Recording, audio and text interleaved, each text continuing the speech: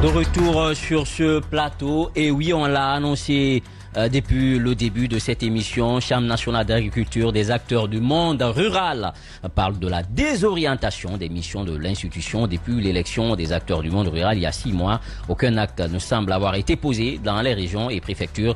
Il pointe du doigt, les nouveaux statuts élaborés par le ministre sortant de l'agriculture Mamoudou Nialy Barry, qui aurait envoyé par arrêté 40 personnes en lieu et place des élus. Réaction, cette émission, nous avons M.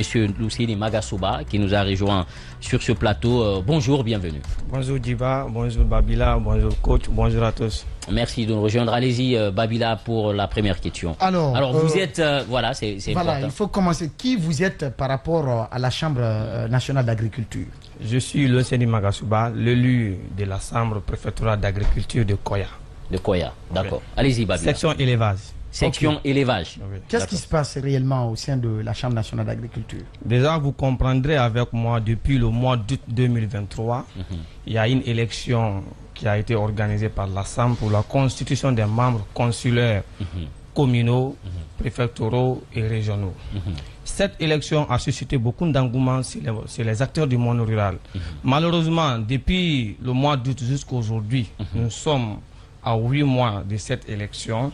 Jusqu'à présent, nous constatons l'inefficacité de la Chambre. Parce que vous comprendrez avec moi que la première élection préfectorale a eu lieu le 17 août 2023. Et par après de la préfecture, nous sommes allés au niveau régional. On a organisé les élections aussi régionales qui a eu lieu le 12 septembre. Par après, on est venu au niveau national. L'installation d'abord régionale des membres élus, cela a eu lieu le 11 novembre. Et par après, le 8 novembre 2023, c'était l'élection nationale à Conakry ici, au niveau de la Chambre nationale d'agriculture. Maintenant, nous avons constaté aujourd'hui que la Chambre ne bouge pas, la Chambre ne fonctionne pas. Parce que lorsqu'on parle d'une chambre, une institution agricole, c'est vraiment aux côtés des acteurs. Mais aujourd'hui, nous avons constaté que les actions de la Chambre nationale d'agriculture se limitent seulement qu'entre les 4 murs du bureau national. Pourtant, à la base, il faut des actions préalables au niveau préfectoral et par après, par la suite, la région et ensuite le côté national. Mais aujourd'hui, nous constatons que la Chambre est muette face à ces missions. Donc, nous accusons quoi? Parce qu'aujourd'hui, nous sommes face à une période exceptionnelle. Nous faisons face à une période exceptionnelle. Nous voulons tous contribuer à la réforme de notre État. Je vous le jure. Moi, je suis issu d'un père agriculteur, de son époque jusqu'à aujourd'hui. Je n'ai jamais vu un gouvernement qui a autant investi dans l'agriculture que ce gouvernement, à travers la mécanisation, à travers les fonds alloués au secteur. Mais aujourd'hui, nous constatons la mauvaise gestion de nos ressources.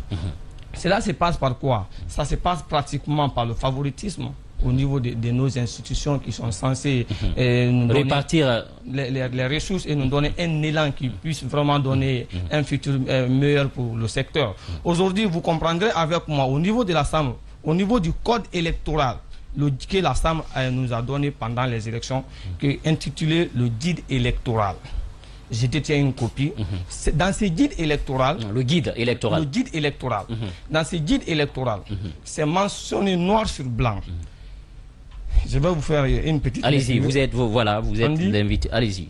Quand vous êtes prêt, on dit, après les élections des 5 membres de chaque antenne locale, dans chaque préfecture de l'intérieur du pays et à Conakry, dans chaque commune, les délégués consulaires préfectoraux ou communaux sont directement admis comme l'assemblée consulaire régionale. C'est-à-dire, après les élections dans les préfectures, nous sommes directement l'assemblée consulaire, nous constituons l'assemblée consulaire régionale de nos régions. Alors justement, moi je pose la question, mais il y a la Chambre régionale d'agriculture qui disait que vous n'êtes pas, que le PV de l'élection n'est pas encore signé. Imaginez 6 mois après, le PV de l'élection n'est pas signé, que tant que ce n'est pas signé, donc l'élection n'est pas validée. Voilà, ce qui revient à dire même que la Chambre jusqu'à date est illégale. Parce qu'ils arrivent tout à l'heure. D'accord, allez-y. On dit par la suite, les membres de l'Assemblée consulaire régionale implantée dans les 7 régions administratives et la région spéciale de Conakry procèdent à l'élection des 5 membres pour leur bureau régional. Ça, nous l'avons fait. Et les 5 élus de chaque bureau régional, soit au total 40, constitueront les membres de l'Assemblée consulaire auxquels s'ajoutent les 40 autres qui sont désignés par le ministre en charge de l'agriculture. C'est-à-dire... Donc ça fait 80. 80. Mais là, parmi les 80, pourtant, l'élection à la base, il y a eu plus de 190 personnes élues. 190 personnes élues. Le ministère a élaboré un statut, un guide électoral en faveur d'une personne, un ministre de la République. C'est-à-dire, après les élections des 190 personnes, il faut encore répartir au niveau régional pour élire 5 personnes par région, ce qui fait 80 personnes. Et le ministre rajoute 40 personnes sur les 40 autres personnes issues des urnes pour composer une institution qui se veut être indépendante. Est-ce qu'il y a la cohérence dans ça? C'est comme si aujourd'hui un parti politique... Vous dites que le ministre a élaboré le guide. Le guide est élaboré en faveur d'une personne. Laquelle? C'est qui cette personne? Le ministre. Parce que tout simplement... En sa propre faveur ou quoi? En sa propre faveur. Oui, parce que là, on ne parle même pas du département. Non, laissez l'invité répondre, Babila. Si vous dites qu'il a rédigé ce guide en sa propre faveur, c'est là partant du fait qu'il doit lui revenir de désigner 40 personnes. Oui. Les 40 autres personnes qui sont élues, c'est quoi le travail combiné entre les 40 élus et les 40 désignés? C'est l'ensemble de ces 40 personnes qui constituent le bureau national. Et c'est à partir du bureau national, il y a eu aussi une autre élection. Cette élection, on a constitué le bureau. Les membres consulaires sont les 80 personnes. Il y a eu aussi un vote d'un président, un premier vice-président, un deuxième vice-président. Lorsque dans une institution... Ma question, en quoi les 40 désignés... Ils ont le même rôle. Ils ont le même rôle, mais en quoi la présence, la désignation de ces 40 constitue un problème pour vous? Parce que tout simplement, c'est là à faire aujourd'hui que l'Assemblée est désorientée de sa mission. Lorsque vous regroupez au sein d'une institution indépendante, les éléments, le choix d'une personne et laisser de côté les personnes issues des urnes, je pense qu'il ne peut pas avoir de contestation. Vous supposez... Non, mais moi, je ne vous comprends pas. Je ne vous comprends pas. Les 40 personnes sont élues. Les 40 autres sont désignées. Vous travaillez ensemble. En quoi les désignés constituent-ils des problèmes pour vous dans vos actions? Premièrement, le bureau est composé en grande partie de ces 40 personnes envoyées par le ministre. Ok. Le président fait partie des personnes envoyées par la note de service. La vice-présidente, qui a d'ailleurs été élue pendant qu'elle n'était même pas en Guinée. Peut-être les jours à venir, on va parler. Désigné ou élu? Élu. On ne sait pas comment son nom est venu sur la liste. Et par après, même le trésorier, toutes ces personnes sont issues des 40 personnes venues de là. Vous parlez de celle qui a été élue alors qu'elle n'était pas en Guinée. Donc, je ne comprends pas là. On peut être désigné, il y a la désignation du ministre. Les 40 personnes. Les élus, ce ne sont pas les élus du ministre quand même. Les élus ne sont pas les élus du ministre. Mais comment celle dont vous parlez a-t-elle été élue? Si elle a été élue, est-ce qu'elle fait partie des désignés? Elle fait partie des désignés. Parce que donc elle est élue et désignée. Elle a été élue au niveau préfectoral. Lorsque nous partons au niveau régional pour désigner les 5 personnes, il faut encore une nouvelle course. Nous sommes partis à cette course. Elle a vu maintenant qu'après les négociations, nous n'avons pas cédé, elle a retiré sa candidature. Maintenant, quand elle n'a pas été élue là-bas, elle a été désignée pour être ramenée encore dans l'Assemblée. Repêcher au niveau... D'accord. Maintenant, aujourd'hui, est-ce que dans le guide, ces 40 personnes étaient prévues? C'est en termes de désignation, est-ce que le guide le prévoyait? Et le fait qu'il soit désigné aujourd'hui, est-ce que pour vous, c'est ce qui fait qu'il y a une dissension au sein de l'entité? Ces guides électoraux, depuis le début des élections, ces guides, il n'avait même pas eu de vulgarisation de ces tests. C'est à l'approche des élections, nous sommes à quelques jours, nous sommes rentrés en possession de ces guides. D'accord. Parce qu'il y avait un code. Anciennement, il y avait un autre code électoral. Oui, c'est lorsque nous sommes rentrés en possession de ces guides, nous avons lu. Nous-mêmes, nous nous sommes dit à la base, après les élections, notre première mission sera le changement de ces guides, parce que ça ne promet pas un avenir pour notre secteur et ça ne peut pas donner une institution qui puisse vraiment résister face à la tentative de mauvaises personnes. Parce que lorsqu'on donne le privilège à une personne, que ce soit moi demain, que ce soit vous, parce qu'un ministre est passager, que ce soit vous, que ce soit moi, lorsque je n'ai pas la volonté de servir dignement le secteur, je vais envoyer n'importe qui, je vais envoyer des personnes même qui ne sont pas du secteur. Et ça ne peut pas créer de la représentation. Monsieur Magasouba, donc aujourd'hui, en clair, il y a un bicéphalisme. Évidemment. En fait, l'autre question que je voulais poser, tu me permets. Je vais poser juste ça là, tu vas venir s'il te plaît. Si je comprends bien, parce que vous avez dit aujourd'hui, vous êtes à 8 mois, hein? À 8 mois, du mois d'octobre jusqu'au maintenant. Vous parlez de l'inefficacité de la Chambre. Qu'est-ce que, concrètement, vous auriez souhaité que la Chambre fasse comme action sur le terrain qui fasse d'elle une Chambre efficace? Premièrement, c'est bien évidemment l'objectif de ma sortie, parce que lorsque vous critiquez, il faut suggérer. Premièrement, d'abord, c'est le rôle de la Chambre d'identifier les acteurs. Lorsqu'on identifie les acteurs, on mobilise des fonds, des intrants. J'ai entendu la dernière fois le secrétaire dit qu'ils ont distribué plus de 500 000 tonnes d'intrants. Nous sommes les acteurs élus de la base. Nous ne savons pas comment ils ont distribué cela. Il faut encore mobiliser des fonds pour renforcer la capacité des acteurs de la base. Donc aujourd'hui, si ce privilège n'est pas donné aux acteurs élus, aujourd'hui, vous savez, lorsque vous vous engagez pour changer une entité, une communauté, les gens vous font confiance pour vous élire. Un jour, vous avez l'obligation de faire un bilan de votre rapport.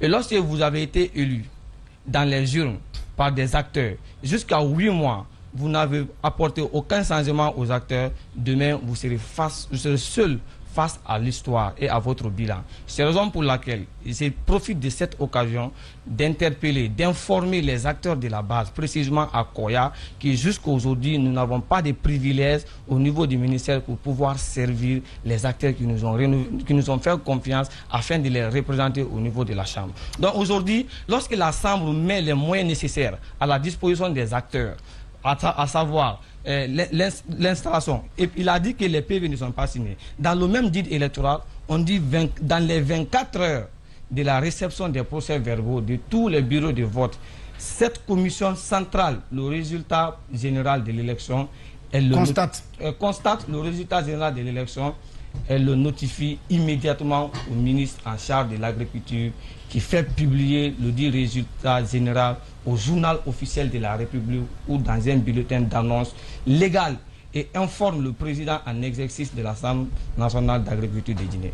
Il y a de cela 8 mois, il n'y a aucun arrêté, aucune note pour la liste des membres élus des chambres préfectorales et des chambres régionales d'agriculture. Wow. Donc lorsqu'on dit alors aujourd'hui que si la chambre, par exemple comme ça, par exemple, que le bureau n'est pas validé, est-ce que la chambre est validée? Pourtant, la chambre agit au nom des acteurs. Mais est-ce que vous avez mené des démarches pour le rencontrer, pour savoir le blocus se trouve où? Est-ce qu'ils avaient transmis au niveau du ministre et c'est là-bas que ça a coincé? Ou est-ce qu'ils n'avaient même pas la volonté de transmettre ça? Nous avons bien évidemment la volonté. Moi, pour ceux qui me connaissent, partout où j'ai fait ma petite carrière, je suis toujours dans la proposition et dans la suggestion. Au niveau de la région de Kindia, j'ai proposé, peut-être vous allez recevoir le président tout à l'heure au téléphone, on dit qu'il va intervenir. Je l'ai interpellé, j'ai dit, notre région Kindia est à la fois proche et loin de Conakry. Proche parce que administrativement et géographiquement, la région est très proche de Conakry. Loin parce qu'en termes de résultats, notre région n'a pas de bilan dans tous les sens. Alors il faudrait aujourd'hui qu'on fasse quelque chose pour faire bouger les lignes. Sans quoi nous serons tenus obligés d'informer le gouverneur pour le dire que ça ne va pas au niveau de l'Assemblée régionale. Parce que c'est bien mentionné dans le statut aussi. Le président a dit, Magasouba, j'envoie des informations que je reçois. Et moi, ma mission, c'est limite à ça. J'ai dit, monsieur le président, vous devez proposer afin de nous passer des informations. Par après, j'ai plusieurs fois été reçu par le secrétaire général. Je lui ai toujours fait des propositions. J'ai dit, nous sommes dans l'inefficacité. Lorsque ça ne va pas, c'est vous, ça n'ira pas, c'est nous. Lorsque ça va, c'est nous, c'est notre résultat, à travers notre résultat. Que vous avez un bilan. Vous avez un bilan. Alors, tout le temps, ce sont les mêmes discours. C'est la raison pour laquelle, moi, l'objectif de ma sortie, je ne suis pas là pour justifier le bilan de la Chambre, mais j'interpelle les acteurs du monde rural. Aujourd'hui, jusqu'après 8 mois, nous n'avons pas de privilège de leur servir. Et aussi, nous sommes aujourd'hui, par rapport à la question qu'il a posée, la dernière fois, nous avons été reçus par le nouveau ministre de l'Agriculture. Nous saluons d'ailleurs sa nomination parce qu'il nous a écoutés. On a compris dans son discours vraiment qu'il a la volonté de changer les choses. Nous sommes sur un mémorandum que nous allons non seulement adresser au ministre de l'Agriculture, mais aussi au CNT, à la loi commission et à la primature.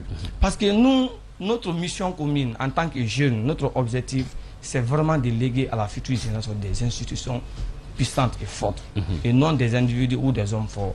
Et là, le mémo dont vous parlez, est-ce que vous avez adressé le même mémo au ministre sortant, par exemple, ou le Premier ministre sortant, si toutefois vous dites que votre objectif est qu'il soit légué aux générations montantes des institutions fortes? Oui, bien évidemment. Nous avons eu plusieurs échanges avec le ministre sortant. C'est arrivé même à un moment où nos dossiers, nos lettres d'audience étaient bloquées. Il a fallu même une insurrection devant le ministère. Les acteurs, après avoir déposé des lettres d'audience sans succès, se sont déplacés pour aller dire aujourd'hui on doit être reçu. D'accord. Donc c'est pour vous dire que nous avons toujours été ouverts au dialogue. Alors, l'autre question, est-ce que les 40 personnes qui ont été désignées, parce que là, Djiba, moi, j'ai du mal vraiment à avaler cela, on dit 40 autres personnes sont désignées par le ministre en charge de l'agriculture, par le ministère, mais le ministre lui-même. Est-ce que les critères sont-ils définis? Parce que je n'ai pas parcouru tout le guide. Est-ce que les critères de désignation sont définis? Est-ce que les 40 personnes-là sont effectivement du monde rural? Les critères ont été désignés. C'est-à-dire, ils ont dit qu'il faut être dans la zone où tu dois être envoyé, il faut être agriculteur ou éleveur. Mais je vous le jure, tellement qu'il y a eu des insertions, c'est-à-dire insérer des gens, on ne sait même pas. Jusqu'à présent, on dit que les 80 membres existent, mais on n'a pas un arrêté pour publier la liste. Alors, donc on invite d'ailleurs le ministre de publier la liste de l'ensemble des élus locaux, des préfectures, des régions, des communes jusqu'au niveau national. Pour nous rendre compte que oui, ceux qui sont au niveau de l'Assemblée nationale sont vraiment des acteurs du monde rural. Puisque nous n'allons pas admettre que nous soyons représentés par des personnes qui ne sont pas de notre société. D'accord. Voilà, dernière question. Une petite question. Après, les 40 enchaînez. personnes désignées, qui agit aujourd'hui au nom de la Chambre? Qui, entre les élus et les désignés? Pratiquement les désignés, parce que le président est venu par la désignation, la vice-présidente bien évidemment, tout le bureau exécutif est venu par la désignation. Aujourd'hui, nous n'avons vraiment pas de voix. Alors, et comment est-ce qu'on peut dire que nous sommes une chambre indépendante? Et les 40 élus sont où? Les 40 élus sont dans les préfectures, dans les régions. C'est quand ils ont besoin de ceci, ils demandent à venir nous avoir une assemblée. Sur la plateforme, il n'y a même pas de contestation, il n'y a pas de proposition, parce que tout simplement, l'institution est prise en otage. Alors, l'autre question, puisque vous êtes de la section élevage, il y a un contrat du ministre qui parle de fourniture et livraison sur site de 620 porcs. Des porcs qui auraient été achetés dont 470 femelles et 150 mâles pour un montant de 33 milliards 338 millions 220 000 francs guinéens. Est-ce que vous, les éleveurs, vous avez été servis en porc pour être élevés, et pour des porcs qui devraient être élevés? En tant que l'élu des acteurs de l'élevage de la préfecture de Koya, ici, c'est ma toute première information. Je ne sais pas à quand ils ont fait, mais je ne suis pas vraiment associé à ces... D'accord. Est-ce que dans votre domaine, vous êtes dans l'agriculture, est-ce qu'il y a des semences d'igname local, des semences? Parce qu'on parle de livraison de 9 200 000 semences d'igname qui devraient être faites pour un montant de 27 milliards 600 millions francs guinéens. J'ai appris à travers les médias que les producteurs d'igname de Cancan ont été accompagnés et subventionnés. Mais là, on parle de fourniture de semences d'igname. Oui, mais est-ce qu'à Koya, vous faites la culture d'igname? Bon, vous savez, en termes d'agriculture, il y a des zones spécifiques. Oui, mais à Koya, vous faites... ça peut être là-bas, mais Koya n'est pas une zone où on peut... Non, est-ce qu'à Koya, il y a la production d'igname là-bas? Bon, peut-être. À date. Il faut que je m'informe auprès de la section. Mais vous êtes le président élu, non? Non, il y a des sections. J'ai bien précisé qu'il y a des sections élevage. Élevage. Ok, voilà. Donc, je ne crois pas que cette question lui soit destinée. D'accord, merci en tout cas, merci Magasuba et bon courage à vous. Nous espérons que ce message est tombé dans de bonnes oreilles. En tout cas, on sait que dans le secteur, il y a eu beaucoup d'investissements quand même. Bien évidemment. Voilà, il y a eu beaucoup d'investissements sous Mamoudou Nialing. Ça, il faut reconnaître parfois aussi le mérite, de certains. Merci d'être passé. Nous espérons que la Chambre va prendre des dispositions et aussi le nouveau ministre d'ailleurs pour essayer de trouver une solution à ce problème qui normalement ne devrait pas se poser. On se rattrape tout de suite pour prendre le dernier invité dans cette émission.